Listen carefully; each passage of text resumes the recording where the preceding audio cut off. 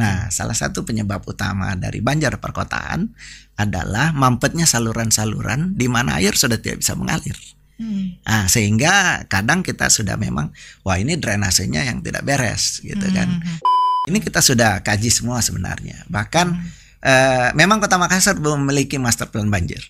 Masyarakat sudah harus khawatirkah terhadap banjir kita ini?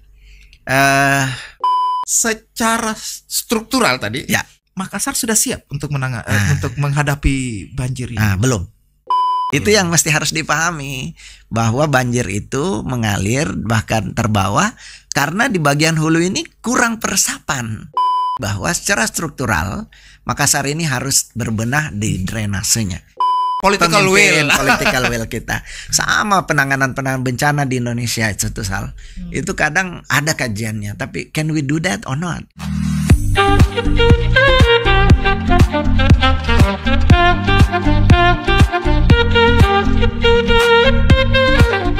Bismillahirrahmanirrahim. Assalamualaikum warahmatullahi wabarakatuh. Kawan-kawan Portal Media, terima kasih sudah hadir lagi di podcastnya Portal Media. Bukan Makassar sih, Sulsel beberapa hari ini itu diguyur hujan lebat banyak.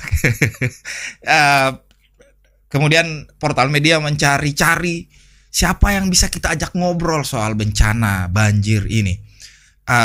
Akhirnya dapat konon katanya dari teman saya, datoknya tentang kebencanaan. Beliau sudah hadir di sini. Ada Bapak Ilham Alimuddin ST, MJis, PhD, Kepala Pusat Studi Kebencanaan LPPM Unhas. Assalamualaikum Pak Ilham. Waalaikumsalam warahmatullahi wabarakatuh. Siap. Sehat. Panggilnya siapa nih? Sal aja Pak. Sal. Oke, Sal. Pak Ilham sehat-sehat. Alhamdulillah. Di tengah guraian hujan. Rumah banjir Pak? Alhamdulillah enggak. Sudah tidak. Pernah kemasukan, tapi alhamdulillah 2 tahun terakhir sudah enggak lagi. Iya, saya mau mulai dari ini Pak. Saya mau mulai dari Makassar itu punya 7 kelurahan yang kena dampak. 7 kelurahan Pak. 1.400-an jiwa manusia yang terdampak terhadap banjir ini. Betul. Angkanya ini saya di website-nya Portal ada nih. Pak, banjir tuh bukan tahun ini saja kan Pak? Bukan hanya hari ini kan terjadi itu. Betul. Satu. Sepertinya setiap tahun kita kebanjiran. Satu. Yang kedua, kan hujan kita sudah tahu akan turun ini. Ya. Kita sudah tahu bahwa akan ada hujan nih hari ini sampai jam loh Pak, kalau kita dapat tuh sampai jam. Dari BMKG sudah ada sampai jam tuh. Betul. Dan kita masih kebanjiran Pak. Apa yang salah dari kita ini Pak? Ya, memang cuaca itu ada siklus ya. Oke. Nah, kalau kita bicara cuaca, kita bicara iklim secara global, itu tidak bisa kita bilang bahwa kering di sini kemudian kejadian hujan di sana tidak terpengaruh. Nah, kenapa? Karena banjir di suatu wilayah itu juga disebabkan oleh pengaruh global. Makanya kita mengenal perubahan iklim. Itu nggak bisa dipungkiri bahwa penyebab dari curah hujan yang tinggi sekarang ini juga adalah karena pengaruh dari iklim yang saling terkait. Gitu. Ya, nah ini yang sebenarnya kita sudah tahu secara kajian akademis ya. Cuma itu tadi kadang kita mungkin abai ya, atau kurang lebih menekankan ke orang-orang yang terkait khususnya bencana banjir ini. Nanti setelah tergenang baru kemudian kita kita ngapain nih, diapain? Terminologi tergenang itulah tidak Pak. Kan kadang-kadang jadi jalan keluarnya beberapa penguasa lah ceritanya. Orang-orang yang bertanggung jawab terhadap kita semua ini Pak. Ini bukan banjir katanya, ini tergenang. Nah ini pertanyaan saya. Memangnya berbeda Pak? Ada perbedaan ya? Secara keilmuan maksud saya. Jadi banjir itu terjadi karena wadah yang biasa menampung air ya, dalam hal ini curah hujan, baik itu sungai, kanal, selokan dan sebagainya, itu melewati daya tampungnya, sehingga meluap tidak mampu menampung. Tidak mampu menampung lagi gitu kan. Karena kalau dia menampung kemudian mengalir kan seperti biasa saja. Iya. Nah, itu maka terjadi luapan. Nah, luapan ini ketika dia istilahnya melimpas dari wadahnya, itu kan harusnya dia mengalir. Nah, kalau dia tidak ada topografi yang membuat dia bisa mengalir sesuai dengan sifat air, air kan mencari tempat yang lebih rendah. Betul. Nah, kalau tempatnya sama, maka dia kemudian tidak bisa meresap ke dalam tanah secara infiltrasi. Ya tentu dia akan menggenang karena tidak bisa kemana-mana. Itulah genangan. Itu genangan. Tapi kalau dia mengalir karena ada topografi dan tidak dalam wadah itu lagi, maka dia biasa disebut banjir. Jadi banjir tuh kadang mengalir walaupun dia tidak cepat. Karena kalau dia cepat dengan topografi yang terjal, ya itu namanya banjir bandang. Nah, kalau ini ya itu tadi bedanya genangan dengan banjir. Nah, kalau genangan kena air nggak tahu kemana. Ini adalah salah satu penyebab banjir di perkotaan, Sal. Ini yang kita harus bisa kaji. Ya. Kita sudah bilang hujannya lebat. Betul. Terus kita bisa ngapain, Pak? Ya. Banyak yang sebenarnya bisa kita lakukan. Harusnya dengan mengenal penyebab daripada banjir itu, karena penyebab banjir untuk suatu wilayah tidak sama seperti di perkotaan di daerah-daerah rural ya. Ya, kalau di perkotaan kan karena kita banyak pemukiman. Nah, salah satu penyebab utama dari banjir perkotaan adalah mampetnya saluran-saluran di mana air sudah tidak bisa mengalir. Nah, sehingga kadang kita sudah memang wah ini drainasenya yang tidak beres gitu kan. Nah, kanal yang biasanya bisa menampung akhirnya penuh kan karena aliran permukaannya kan lebih banyak seperti itu. Ini kita sudah kaji semua sebenarnya. Bahkan memang Kota Makassar belum memiliki master plan banjir. Sebentar, Pak. Nanti kita akan bahas ke situ. Saya perjelas dulu, Pak. Makassar tidak punya master plan banjir. Secara dokumen setahu saya itu kalau kajian risiko banjir ada, kita sudah bikin. Cuman master plan bagaimana penanganan banjir Kota Makassar, setahu saya itu masih parsial. Jadi belum secara dokumen keseluruhan Kota Makassar ini apa yang perlu dibenahi dari sisi teknisnya, dari sisi ininya. Ini sepengetahuan saya ya. Karena kami yang bergerak di bidang kebencanaan ini khususnya di banjir sering juga berinteraksi terus terang dengan BPBD Kota Makassar. Kami rutin melakukan sosialisasi juga. Bahkan anak-anak mahasiswa KKN kita itu kita drop di daerah-daerah banjir ini, kerentanan-rentanan yang rentan di banjir untuk sosialisasi, edukasi. Tidak bisakah dihindari banjir ini, Pak? Bicara tentang topografi misalnya, Bapak. Ini konsepnya ya. Bahwa banjir kita tidak bisa lawan. Curah hujan tidak bisa secara ini ya, secara secara alami kita tidak bisa larang turun hujan. Ya, tetapi dengan payung kita bisa melewati hujan. Kan begitu. Nah, dengan payung kita bisa menggunakan teknologi. Teknologi ini bisa berupaya mitigasi untuk bagaimana tadi menangani banjir ini. Ya, atau mengurangi resikonya.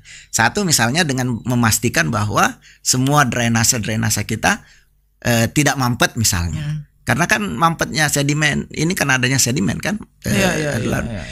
Begitu juga dengan jangan lupa pembangunan yang tidak terkontrol. Nah, ini salah satu masalah klasik gitu, klasik ya. Tetapi tetap terjadi. Iya, benar. Itu masalahnya. Kontrol spasial kita itu yang jadi masalah. Jadi kita berkoar-koar bahwa jangan lagi ada pemukiman di daerah resapan misalnya ya. Dan itu kita udah petakan di dalam dokumen kajian itu. But still kita tidak bisa mengontrol 100% bahwa tidak ada pembangunan itu karena semakin berkembang ini real estate yang membangun di wilayah Kota Makassar gitu, Sal. Kita belum bicara tentang sampah loh, Pak, ini, Pak. belum masih kita, secara parsial aja. Kita belum bicara sampah loh ini, Pak. Betul. Saya kadang-kadang kan kayak gini, Pak. Ada beberapa politisi lah yang saya ajak ngobrol lah ceritanya. Tapi ngobrol-ngobrol warung kopi bukan on cam kayak gini. Kadang-kadang tuh politisi itu menyalahkan masyarakat loh, Pak. Iya, sudah disediakan tempat ininya, tempat sampahnya misalnya. Ini tetap saja di ini mindset. Mindset ya. Ya, artinya memang butuh effort yang lebih besar untuk mengedukasi masyarakat tentang sampah ini, Sal. Jadi kita kan kadang menghimbau saja, tetapi tidak ada upaya program yang lebih dini ya. Saya sekolah di Jepang, Sal. Saya dulu S3 di Chiba di Tokyo di Jepang, dan saya tentu pengalaman langsung melihat bagaimana anak-anak tuh dididik sejak kecil. Sejak TK malah bagaimana membuang sampah pada tempatnya, bahkan memilah sampah itu. Nah, coba kita lihat di komunitas kita, di masyarakat kita susah. Kenapa? Karena yang menghimbau, memberikan contoh sangat sedikit. Nggak ada yang masif membuat bagaimana merubah perilaku ini gitu. Itu yang jadi PR kita sama-sama. Jadi banjir itu kompleks, Pak ya? Kompleks. Not only physical tapi juga perilaku, attitudes.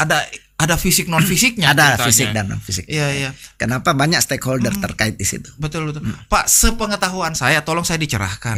Pak, kan kalau kita bicara tentang mitigasi kebencanaan tuh ada 3 stepnya. Ada pranya, ada bencana, tanggap darurat ketika sudah terjadi, dan ada setelahnya, ada posnya. Betul ya. Sepertinya kita tuh hanya mempersiapkan yang sudah ini, Pak. Posnya. Banjir, terus kita siapkan pos-pos orang datang ke sana misalnya kebanjiran. Bawa bantuan kan begitu. Sepertinya kita konsentrasi di situ, Pak. Betul. Sebenarnya apa yang harus kita lakukan sebelum terjadi ini, Pak? Tentu ada pra tadi. Ya. Jadi makanya di BPBD, di Badan Penanggulangan Bencana Nasional dan Daerah ya, itu bidangnya dibagi 3. Jadi ada memang bidang 1 kesiapsiagaan, ada bidang 2 di tanggap darurat, dan ada bidang 3 namanya rehab dan konstruksi. Renkon misalnya ya. Rehabilitasi dan rekonstruksi, RR. Nah, bidang 1 ini tugasnya adalah kesiapsiagaan, bagaimana membuat masyarakat atau semua stakeholder kebencanaan bisa terlibat dalam bidang kesiapsiagaan ini. Ini memang yang masih kurang. Ini yang kami kampanyekan dengan teman-teman NGO, teman-teman ini, bagaimana mengefektifkan ini ya, komunikasi, informasi dan edukasi terkait prabencana ini, kesiapsiagaan. Nah, alhamdulillah Kota Makassar ini sudah dibuat dokumen kajian resikonya. Sudah ada. Ya, bahkan ada rencana penanggulangan bencana. Ini upaya kesiapsiagaan semua. Apa yang kita lakukan? Kita siapkan petanya. Yang mana saja daerah yang rentan banjir. Kalau Makassar kan tidak ada longsor ya. Ya, banjirnya di mana, abrasi pantainya di mana, angin puting beliungnya di mana, kebakaran. Itu ada petanya, Sal. Sudah ada. Kita sudah tahu nih, yang banjir itu daerah ini sih. Betul. Kita sudah tahu. Karena sudah dibuatkan kajiannya gitu. Nah, sekarang tinggal ini harusnya menjadi pengendalian ruang namanya. Jadi ketika ada real estate masuk mau membangun suatu wilayah, ya kan? Nah, situlah aturan regulasi itu berlaku harusnya. Harusnya ya. Seperti itu gitu loh. Nah, ini yang mungkin masih kurang. Nah, nanti kita baru pada rame-rame kebakaran janggot ketika terjadi lagi genangan, curah hujan tinggi, kita tanggap darurat, baru mengevakuasi masyarakat. Nah, ini yang kami lakukan masyarakat. Ya, mengedukasi, mensosialisasikan. Kami turun sampai ke kelurahan loh. Sampai RT RW, adik-adik mahasiswa itu buat poster, buat apa? Bagaimana menghandle, bagaimana ketika sudah turun hujan, bagaimana memitigasi lah. Bahkan pada masa-masa kering misalnya, itu bagaimana mereka membuat pori, ya, biopori kayak gitu ya, atau bagaimana selokannya bisa lebih digali lah atau apa, kan pasukan ini yang penting sebenarnya.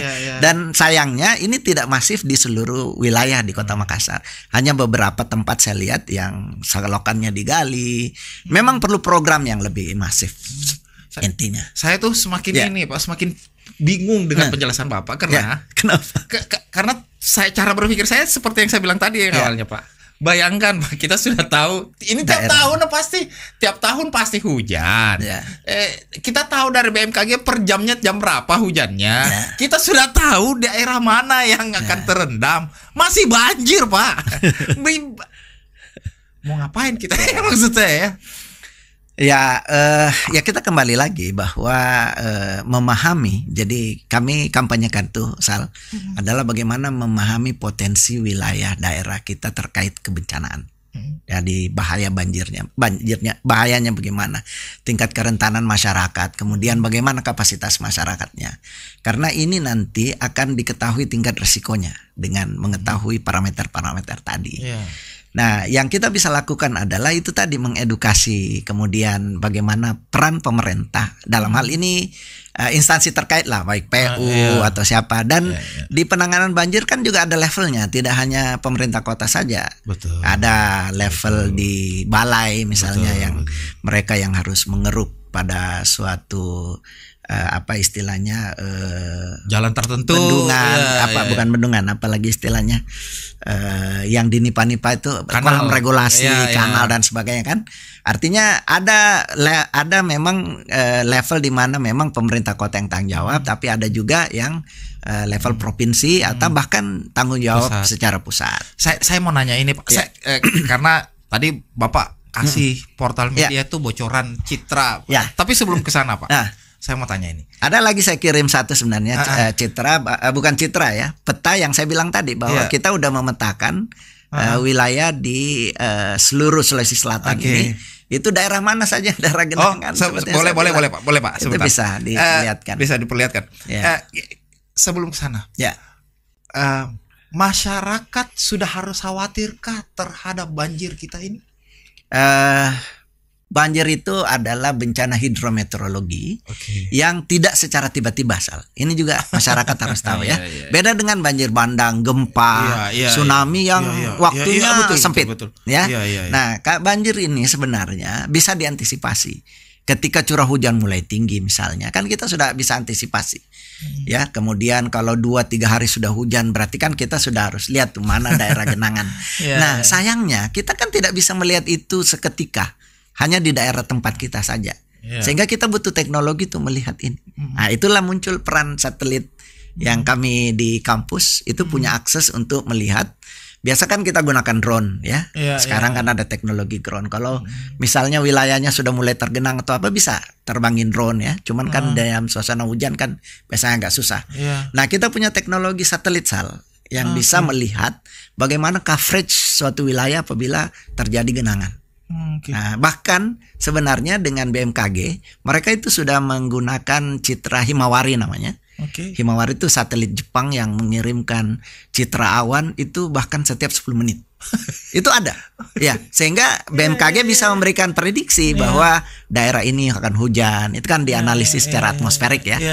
Nah, jadi dengan teknologi ini kita bisa melihat di mana genangan-genangan ini ketika terjadi curah hujan yang tinggi tersebut. Ini bisa membantu kita untuk membantu evakuasi, membantu untuk ya mitigasi lah paling tidak, dan paling terakhir sebenarnya adaptasi. Kalau masyarakat sudah tidak bisa ngapa-ngapain, ya bagaimana beradaptasi saja. Bagaimana banjir itu. Terus tiba-tiba mereka kan tidak mau tinggalkan rumahnya gitu. Terus tiba-tiba ada yang berenang-berenang begitu. Menikmati.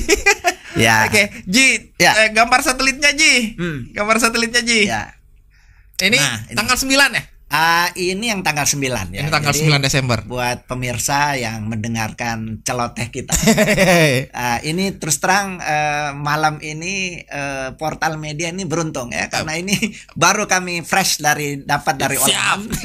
Ya, jadi ini kita coba bandingkan sebelum hujan lebat. Ini tanggal 9. Ini Makassar Pak ya, maksudnya ini yang kita belum belum di tanggal 21. Itu yang seperti ada garis itu bandara. Oh, ini bandara. Ini bandara. Itu bandara. Nah, yang kiri agak hitam ini adalah Sungai Talo ini. Oh, yang ini sebelah ini ya. Janeberang kan di bawah ya. Iya. Nah, ini. Nah, itu bandara, di bawahnya ini yang ada hitam-hitam, itu memang sudah ada beberapa genangan.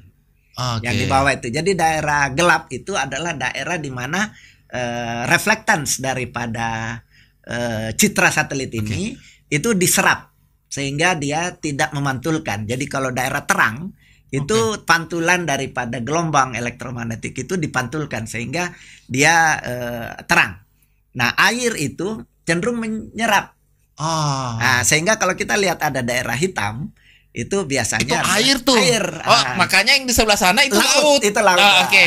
Berarti Itu kalau laut. ada gelap-gelapnya nih. itu sungai tuh yang memanjang. Ini air nih ceritanya. Air tuh. Oke, sebelah sini juga air. Nah, ini Sungai Talo dan Oke, itu dan berarti- rawa-rawanya. Iya, berarti semakin gelap dia semakin dalam lah Banyak ceritanya. genangan. Oke, semakin. Ya, oke. semakin terang Oke. air. Nah, sekarang kita coba Ini tanggal 9 ya? Ini tanggal 9. Tanggal 9. Nah, Oke. kita lihat di tanggal Nah, wah. Ya, ini 2 hari lalu loh. Kemarin 21 ya, Hari benar? Jumat ya, 21. Hari Jumat. Ya, ini bisa lihat tuh daerah Nipa-Nipa. Ini daerah Nipa-Nipa, Pak. Antang. Itu semuanya itu. Semakin ke bawah sebenarnya masih ada. Tapi ini sudah kelihatan bahwa bagaimana dalam waktu 1 minggu hujan deras ini daerah-daerah yang tergenang di mana saja. Itu ya. Nah, dengan citra ini akan membantu kita untuk mendelineasi ini nih daerah yang terdampak Oke. dari genangan air yang jadi sehingga kita sebenarnya untuk saat sekarang untuk tanggap darurat kita bisa evakuasi. Iya. Yang mana memang daerah betul-betul sudah tergenang karena daerah Antang tuh sampai atap sekarang. Betul. Betul. Betul. Di kelompok 10 kalau enggak salah ya. Di blok 8 kalau nggak salah. Iya, blok 8 8 ya. ya. Itu. Kalau nggak salah. Nah, di BTP juga sudah mulai di daerah-daerah atas itu tuh sana tuh dekat-dekat itu yang agak hitam nih di Iya. BTP ini. Ya. Iya. Jadi dengan teknologi satelit Sal itu kita sangat terbantu melihat dan apa hubungannya dengan evakuasi dengan tadi kembali lagi kesiapsiagaan bahkan ke setelah kejadian banjir itu sangat membantu kita untuk melakukan rencana aksi yang kita bisa lakukan. Pertanyaan saya, Ya. ini udah nyampe ke stakeholdernya nggak, Pak? Belum, baru Baru portal media yang dapat ini. Baru portal media yang dapat. Iya. Jadi nanti kita akan insya Allah hari Selasa Iya. di kampus. Siap.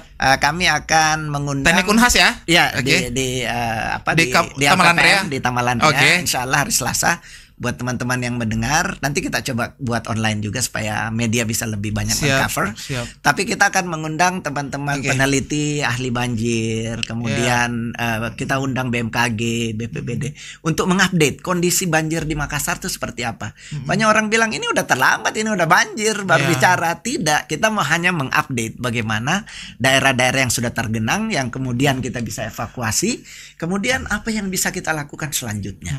Itu tujuannya. Jadi hari Selasa jam 10.30 sampai jam 2 kita akan ada FGD Banjir Sulsel Oke. dan Kota Makassar. Siap. Pak gini, Pak. Ya.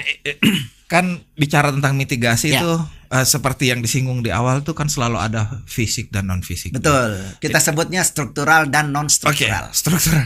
Yes, saya kan awam, Pak. Struktural dan Fisik dan non-fisik, ya. non-fisik. Oke. Bapak kita katakan sedikit, Pak. Siap. Ya. Apakah secara struktural tadi Ya. Makassar sudah siap untuk untuk menghadapi banjir ini? Belum. Nah, ini jawaban kita belum. Kalau mau dipresentase berapa Ya, ya? kalau Mungkin 1 sampai 10 Pak, kesiapan kita say around 5 to 6 lah mungkin.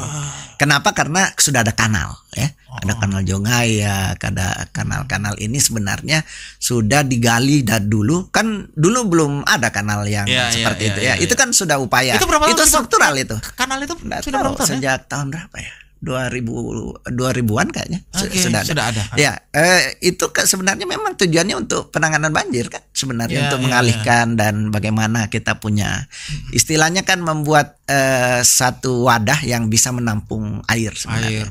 Sama dengan kolam regulasi ya, di Nipa-Nipa itu. Sehingga sebenarnya kalau kita punya banyak yang seperti itu harusnya kan tidak masalah. Kenapa? Karena ada air tempat meresap dan menampung gitu. Nah itu yang masih kurang. Makanya kita perlu secara struktural tadi itu membangun itu atau kalau perlu menaturalisasi sungai. Tapi kan sungai yang ada di Makassar kan hanya Talo dan Sungai Berang yang masuk ke Kota Makassar kan. Ada sih sungai-sungai kecilnya dan sebagainya. Ini juga yang perlu diperhatikan. Ini bagian dari kajian kita sumber air. Ini kan juga dari hulu ya, tidak mungkin air itu akan ini kalau di hulu tidak meresap. Betul. Itu yang mesti harus dipahami bahwa banjir itu mengalir bahkan terbawa karena di bagian hulu ini kurang peresapan. Ya inilah yang perlu kita lihat. Tapi insya Allah nanti akan kita perlihatkan bagaimana tutupan lahan itu banyak perubahan. Tidak usah jauh-jauh. Di daerah Hertasning baru saja. Yang dulu daerah persawahan, sekarang sudah jadi pemukiman semua. Jadi air makan. Kita bisa makan di situ. Kita bisa ada perumahan di situ. Jadi tempat air yang dulunya meresap itu hilang dan air entah mau kemana lagi kan, seperti itu gitu. Jadi pertanyaan tadi kembali bahwa secara struktural Makassar ini harus berbenah di drainasenya. Itu struktural. Oke. Jadi drainase mungkin kita jangka pendeknya itu dulu Pak ya? Ya bagian dari jangka pendek sebenarnya. Kalau drainase tertata dengan bagus, air jelas salurannya di mana. Coba kita lihat kayak Jalan Petarani itu. Ya kayak sebelah kiri itu jadi lautan. Itu apa yang kurang? Struktural sebenarnya. Air tuh nggak mau mengalir kemana, nggak ada daerah tempat mengalir yang kemudian bisa sampai ke laut kan sebenarnya. Idealnya kan keluar. Nah ini juga yang mesti nanti harus kita diskusikan adalah bahwa banjir di Makassar pada periode tertentu itu akibat dari banjir rob yang kayak sekarang ya. Banjir rob. Jadi rob itu adalah pengaruh dari hidrodinamika pantai. Jadi khususnya pada saat terang bulan atau apa, itu air dari pasang surut yang itu ada pasang tertingginya, sehingga air yang harusnya mengalir keluar itu tertahan karena pasang, sehingga tergenanglah. Itu di tahun 2022 kalau nggak salah, itu banjir besar Makassar gara-gara banjir rob. Nah ini juga yang kita khawatirkan dalam waktu dekat juga akan terjadi. Dalam waktu dekat. Ya dalam waktu dekat, bahkan kemarin kita sudah prediksi bahwa kemungkinan ini banjir rob akan terjadi lagi. Tapi kita hati-hati aja. Kenapa? Karena awas lah istilahnya. Karena kayak 2 tahun lalu itu dia kan sampai di. Nah masih ingat kan? Bahkan rumah rektor waktu itu sempat kebanjiran. Nah itu waktu rumah saya sempat masuk. Nah insya Allah mudah-mudahan tahun ini tidak. Karena kenapa? Karena kalau drainase ini bagus, dia mengalirnya ke laut lebih bagus. Itu. Nah itu yang kita struktural. Berarti Pak, saya coba ambil kesimpulannya. Ya. Pengaruh bahwa Makassar itu dekat laut tuh pengaruh. Ya. Oh ya, terpengaruh. Namanya kota pantai. Oke. Kita punya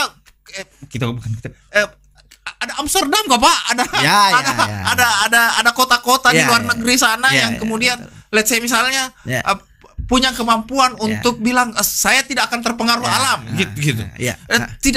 Tidakkah misalnya bisa dilakukan itu?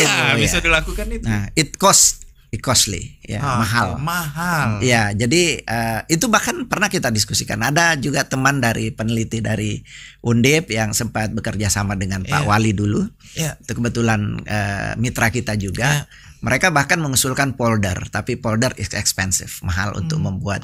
Jadi polder tuh itu tadi kayak membuat kolam regulasi, tapi tentu kita harus bebaskan lagi, kemudian membangunnya.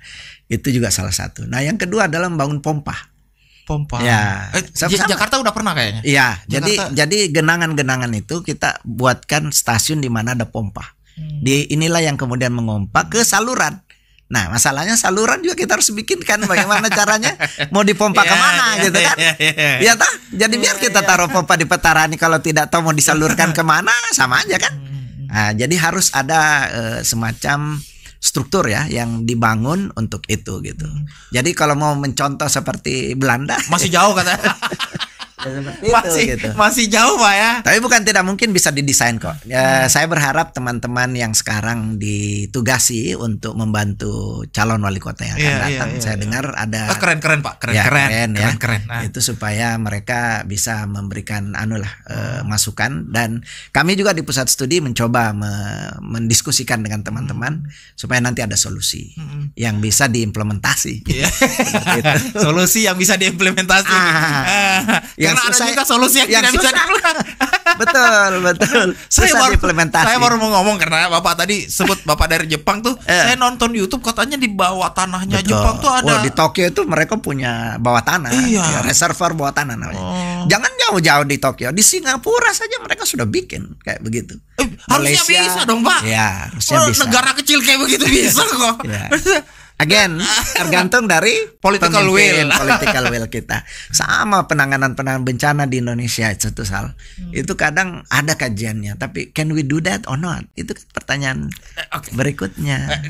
Kalau begitu, saya coba rubah kalimatnya deh, Pak. Ya, Saya bukan tanya bisa kita lakukan atau tidak. ya. Mau. Tidak lakukan atau tidak. Tentu kita harus lihat lagi mana yang jadi prioritas pembangunan, mana yang tidak, itu dia. Dan itu akan kembali lagi pada pemerintah kita. Kalau pemerintah pusat menjadikan ya apa istilahnya hanya Pak Prabowo presiden kita ini kan bukan nawacita ya. Apa sabta cita. Iya. Bukan Ada istilahnya. Citanya. Iya. Nah, itu sebenarnya harus menjadi satu prioritas untuk kebencanaan. Nah, itu yang harus menurun sampai ke provinsi, ke kabupaten, ya, khususnya daerah-daerah yang memang rentan gitu. Menurut pengamatan tak selama ini, Pak Ya. Ilham, Ya. apakah pembangunan kita di Makassar itu sudah memperhatikan mitigasi bencana? Sebenarnya saya bisa bilang sebenarnya sudah mencoba ya. Sudah mencoba. Ya, jangan kita bilang tidak ada juga. Ada. Ada ya. Karena saya kira pemerintah Kota Makassar mencoba untuk menangani. Cuman ya itu tadi belum maksimal barangkali ya. Karena ya itu tadi drainase masih belum tergali dengan baik semuanya, dan drainase itu masih banyak yang mampet, yang masih tidak menerus saja. Ini kan pemetaan drainasenya penting. Mana yang sudah bisa tembus, mana yang tertahan, mana yang tidak kan. Banyak saya lihat di lorong-lorong. Ini kalau kita kembali ke mikro RT RW yang ada di Makassar ya. Terkadang kita membuat lorong-lorong yang ada itu kita tinggikan, tetapi tidak memperhatikan saluran drainasenya lari kemana. Nah, itu yang masih banyak mampet. Ini PR. Ya, kalau ini bisa dibenahi dengan bagus, sehingga ketika terjadi curah hujan yang cukup tinggi pun itu tetap bisa menampung dan meresapi daerah-daerah yang memang potensi banjirnya ada. Itu PR. Minimal kalau genangan tidak lama-lama amat. Betul. Ya karena kadang kan kalau hujan satu hari terus enggak lagi kan sudah turun itu air. Iya. Tidak tergenang kan. Betul. Nah, cuman kalau curah hujan juga tinggi 3 hari nih hujan baru tidak turun air kan kasihan ya, masyarakat harus mengungsi. Saya ada teman Pak. Ya. Udah 1 minggu nggak keluar rumah. Oh, dong. Ngopi yuk. Kenapa? Saya di rumah saya. Kenapa? Ini saya harus serok-serok air ini kalau di jalan di Nipa sekarang yang menuju ke Antang itu sudah tidak bisa lewat air ya. Di Maros, di Baru juga di Takalasi air sudah sangat tinggi. Di Sopeng sudah ada korban jiwa. Sopeng sudah ada korban jiwa ya. 1 orang itu. Tadi kita bicara banyak tentang Makassar Pak. Kalau Sulsel Pak. Ya, jadi Sulsel juga kita kalau bicara kebencanaan ya. Kebencanaan di Indonesia itu di rating ada peringkat-peringkatnya, Sal. Oke. Ya, peringkat itu didasarkan dengan indeks risiko bencana namanya IRBI. Nah, indeks risiko ini di ranking berdasarkan dari itu tadi tingkat bahaya wilayahnya, tingkat kerentanannya, penduduknya ya. Kemudian ada kapasitas masyarakatnya. Itu diukur juga Pak? Diukur semua itu. Dan secara kuantitatif. Nah, Sulawesi Selatan itu masih di nomor 67 sekarang. Yang nomor 1 Sulawesi Barat. Provinsi. Semakin tinggi rankingnya, semakin berbahaya. Wah. Jadi kalau kita ranking 1 semakin banyak sekali bencana. Jadi paling tinggi itu Sulbar, dan Sulawesi Selatan sebenarnya sudah turun. Kita dulu di 5-6, sekarang kalau tidak salah di 7. Nah, dibanding dengan provinsi-provinsi yang lain, seperti DKI itu sebenarnya paling aman sih dari sisi kebencanaan dari IRBI-nya ya. Nah, begitu juga di provinsi itu sendiri, di tingkat lagi kabupaten kotanya. Nah, nomor 1 itu di Provinsi Selatan itu Luwu Raya itu. Semua 1, 2, 3, 4, 5. Luwu Utara itu dulu di 6, kalau sekarang di 7. Tapi sekarang nomor 1 Luwu, Kota Palopo, Luwu Timur di itu atas di atas semua. Kenapa? Karena tingkat bahayanya memang tinggi, kemudian kerentanan masyarakat juga cukup banyak, dan kapasitasnya masih kurang. Nah, kalau Makassar tuh kalau tidak salah di urutan 20-an 21 yang di bawah. Tetapi khusus untuk banjir juga dia juara. Kayak gitu. Nah, kalau kita kaji Sulawesi Selatan itu memang ada kabupaten yang memang sangat rentan. Kita udah pernah buatkan itu daerah memang yang rentan genangan ya, karena itu masuk di dataran rendah, yang kemudian dia cenderung memang secara topografi sangat rentan terhadap banjir. Itu ada petanya dari mulai Walanai, yang masuk dalam Danau Tempe apa semuanya itu daerah genangan. Sopeng, Wajo, ya. Baru.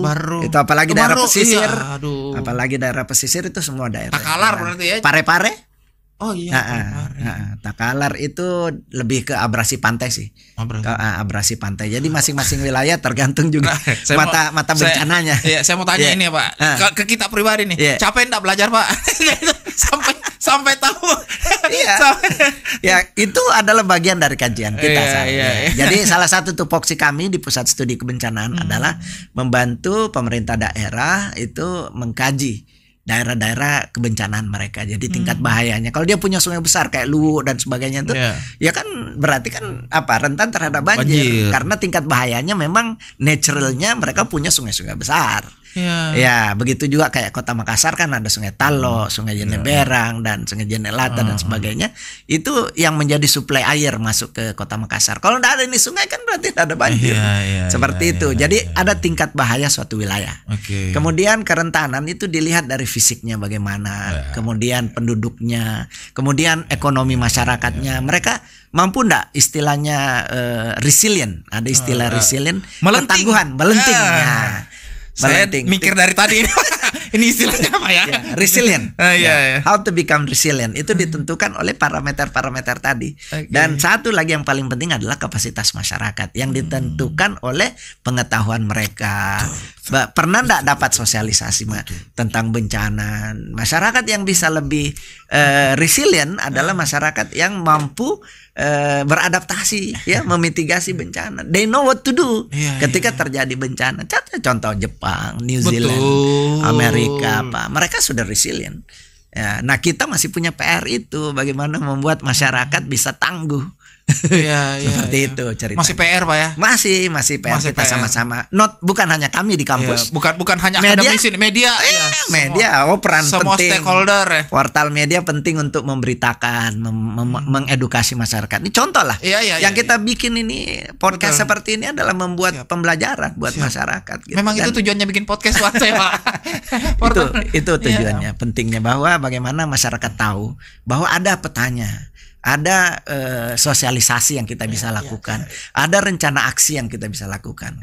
Jangan nanti pada saat kejadian baru kita pada semuanya. Merubah mindset masyarakat ini penting sekali. Bahwa bencana itu jangan diterima apa adanya. Itu yang terjadi sekarang. Ya, padahal sebenarnya bisa kita merencanakan.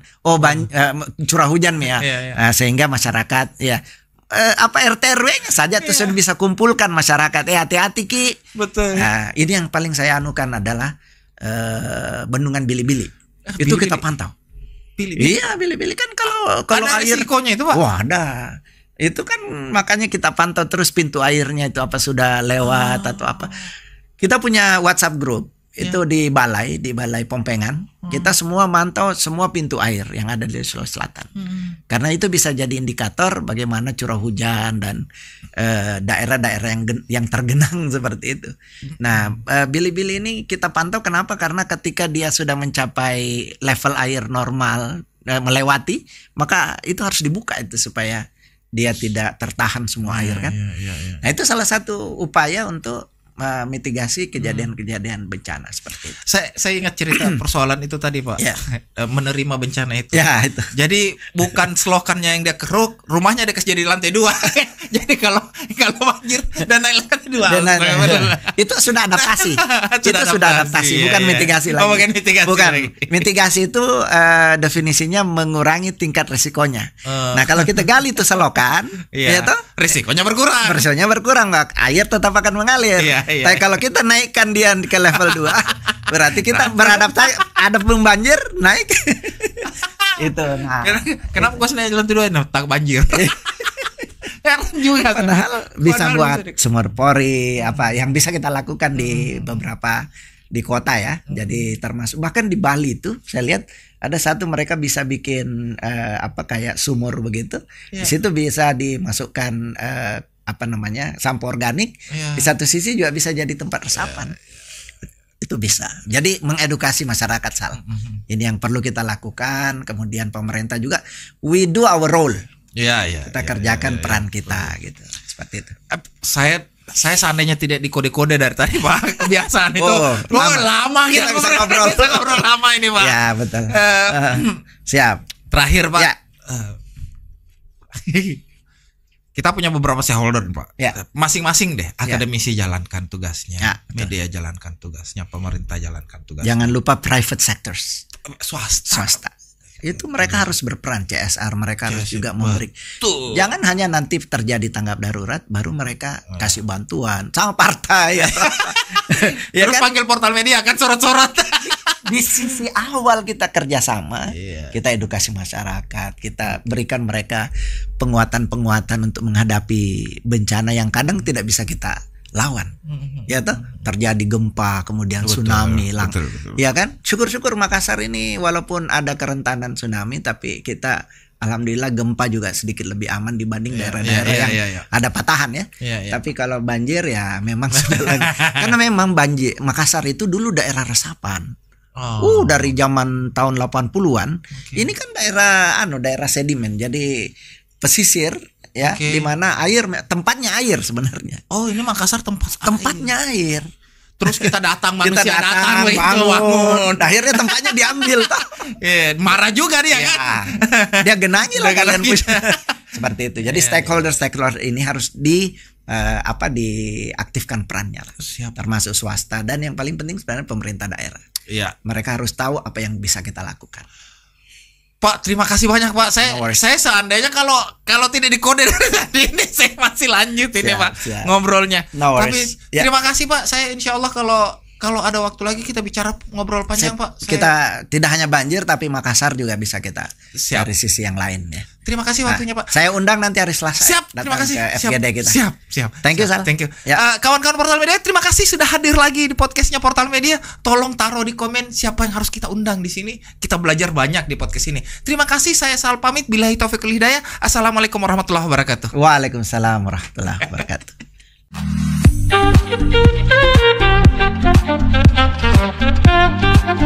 Thank you.